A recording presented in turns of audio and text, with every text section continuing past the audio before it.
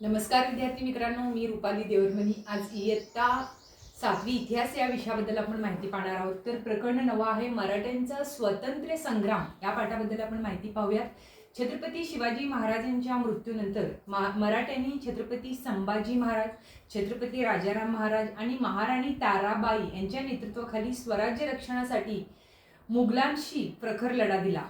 या 27 वर्षाच्या प्रदीर्घ लढ्याला मराठ्यांचा स्वातंत्र्य संग्राम असं म्हटलं जातं। म्हणजे इसवी सन 1682 मध्ये तर खुद्द औरंगजेब बादशहा दक्षिणेत चालून आला तरी देखील मुघलांबरोबरच्या या संग्रामात अनेक अडचणीवर मात करून मराठे विजयी झाले। हा एक स्वातंत्र्य संग्राम म्हणजे भारताच्या इतिहासातील एक रोमहर्षक व तेजस्वी कालखंड आहे। आपण या पाठात स्वातंत्र्य संग्रामाचा अभ्यास करणार आहोत।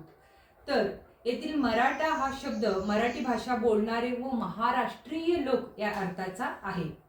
पहिल्यांदा आपण छत्रपती संभाजी महाराज यांच्याबद्दल माहिती पाहणार आहोत। छत्रपती संभाजी महाराज यांचं तर विद्यार्थ्यांनो इथं छत्रपती संभाजी महाराज यांचं पाठ्यपुस्तकातील छायाचित्र आपण पाहू शकतो। छत्रपती संभाजी महाराजांबद्दल माहिती पाहत असताना संभाजी महाराज हे छत्रपती शिवाजी महाराजांचे ज्येष्ठ पुत्र होते। तर त्यांचा जन्म 14 मे 1657 रोजी पुरंदर किल्ल्यावर झाला। शिवाजी महाराजांनंतर ते छत्रपती झाले त्यावेळी मराठ्यांचा मुघलांशी संघर्ष चालू होता। अशा परिस्थितीत औरंगजेब बादशहाचा मुलगा शहाजादा अकबर याने पित्याविरुद्ध बंड केले। हे बंड बादशहाने मोडून काढले। मग अकबर दक्षिणेत संभाजी महाराजांच्या आश्रयाला आला। त्यांचे परिपत्य करण्यासाठी बादशहा स्वतः इसवी सन 1682 मध्ये दक्षिणेत आला। त्याच्याबरोबर अफाट सैन्य आणि प्रभावी तोफखाना होता। त्याने जंजिऱ्याच्या शिद्दीला व मराठ्यांच्या विरुद्ध मोहीम हाती घेण्यास सांगितले। पोर्तुगीजांनाही आपल्या बाजूला वळवून घेतले। यामुळे संभाजी महाराजांवर एकाच वेळी अनेक शत्रूंना तोंड देण्याचा प्रसंग आला।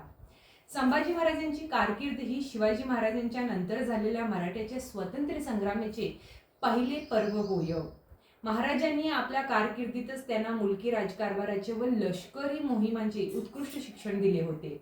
वयाच्या 14व्या वर्षापासून ते राज्याचा कारभार व सैन्याचे आधिपत्य यात लक्ष घालू लागले होते। ते तर युवराज असतानाच त्यांनी मुघलांच्या व आदिलशहाच्या अनेक प्रदेशावर स्वारी केल्या होत्या।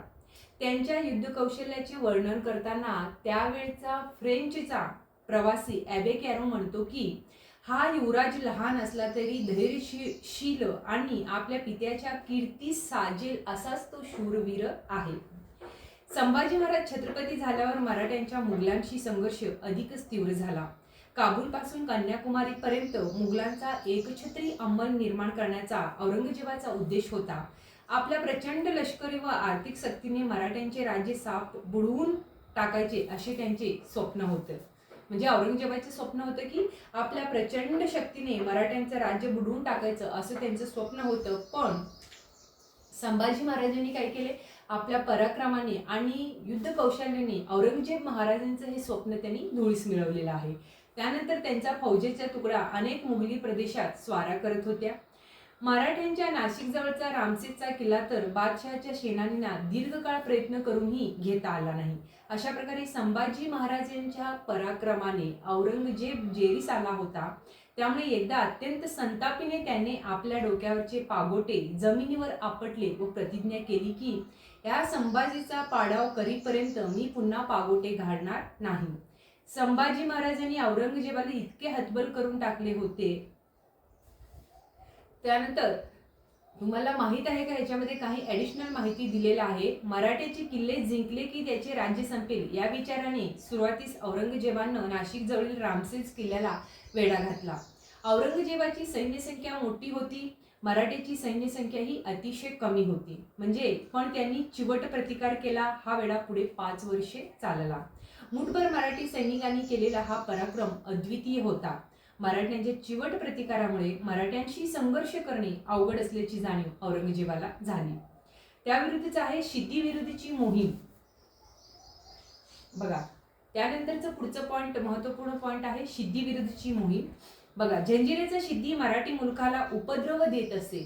मराठ्यांच्या मुलकावर धाडी टाकून तो जाळपोळ, लुटालूट व अत्याचार करत असे। घरात जसा उंदीर तसा राजा सिंधी असे त्याचे वर्णन सभासदांनी केले आहे.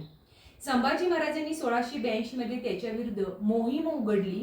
त्यांच्या सैन्याने त्यांच्या ताब्यातील दंडराजापुरी या राजाला वेढा घातला आणि जंजिरावरही तोफाचा बडीमार केला. परंतु त्याचवेळी मुघलांचे सैन्य स्वराज्यावर चालून आले. त्यामुळे जंजिऱ्याची मोहीम अर्धवट सोडून संभाजी महाराजांना माघारी फिरावे लागले. पुढचा आहे पोर्तुगीजांविरुद्ध मोहीम. बघा, गोव्याच्या पोर्तुगीजांनी संभाजी महाराजांच्या विरुद्ध बादशहाशी हात मिळवणी केली होती. त्यामुळे त्यांनी पोर्तुगीजांना धडा शिकवण्याचे ठरवले. त्यांनी इसवी सन 1683 मध्ये पोर्तुगीजांच्या रेवदंडा बंदरावर हल्ला केला. प्रत्युत्तर म्हणून पोर्तुगीजांनी गोव्याच्या सीमेवरील मराठ्यांच्या फोंडा किल्ल्यास वेढा घातला. म्हणजे मराठ्यांनी वेढा मोडून काढला आणि गोव्यावर चढाई केली.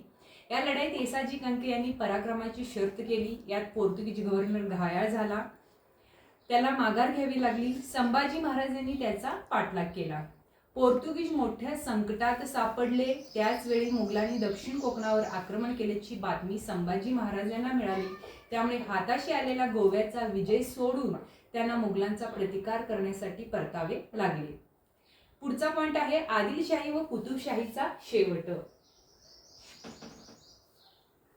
औरंगजेबाला मराठ्यांविरुद्धच्या मोहिमेत यश येत नव्हते. त्यामुळे ती मोहीम स्थगित केली. त्यानंतर त्याने आपला मोर्चा आदिलशाही व कुतुबशाही या राज्याकडे वळविला.